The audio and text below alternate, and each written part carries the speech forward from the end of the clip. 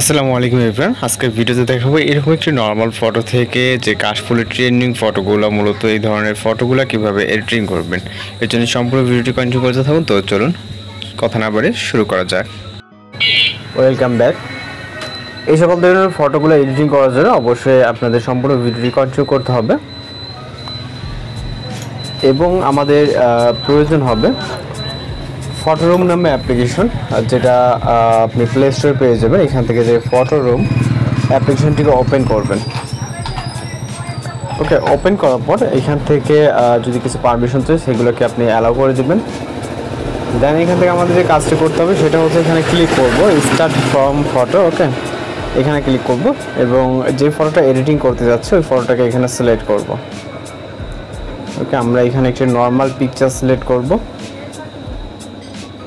ওকে, পিকচারটি automatically select করার পরে কিন্তু ব্যাকগ্রাউন্ডটি অটোমেটিক্যালি ইরেজ হয়ে যাবে। দেন আমরা এখানে অনেকগুলো অপশন দেখতে পাবো, থেকে এআই ব্যাকগ্রাউন্ডসে ক্লিক করব। এরপর এখানে অনেকগুলো আপনার ব্যাকগ্রাউন্ড জেনারেট হয়ে যাবে, এগুলো আমাদের প্রয়োজন নেই। আমরা যেটা করবো এখানে ক্রিয়েট এ ব্যাকগ্রাউন্ডে ক্লিক করব। এরপর এখান থেকে হচ্ছে ম্যানুয়াল অ্যাসিস্ট্যান্ট, তারপর হচ্ছে ইমেজ। এখানে আমরা 3টা কমান্ডের মাধ্যমে কিন্তু ব্যাকগ্রাউন্ড চেঞ্জ করতে পারবো। তো আমরা ইমেজে চলে যাব, এটা খুব সহজ ওয়ে। দেন এখান থেকে আমরা সিলেক্ট অ্যান্ড ইমেজে ক্লিক করব।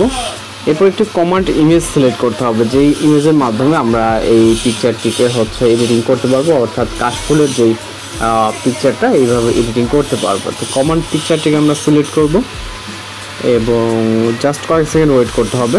এখানে দেখেন 4টা পিকচার ইতিমধ্যে জেনারেট হয়ে গেছে। এই 4টা যদি আপনার পছন্দ না হয় এখানে জেনারেট ফর মোরে ক্লিক করবেন। জাস্ট 4-5 সেকেন্ডের ভিতরে আরও 4টা জেনারেট হয়ে যাবে। এইখান থেকে যদি পছন্দ না হয় আবারও জেনারেট ফর মোর। ওকে, আরও 4টা জেনারেট হয়ে যাবে। এখান থেকে যেটা মনে হয় যে আপনার পছন্দ বা ভালো লাগছে ওই পিকচারটিতে ক্লিক করবেন।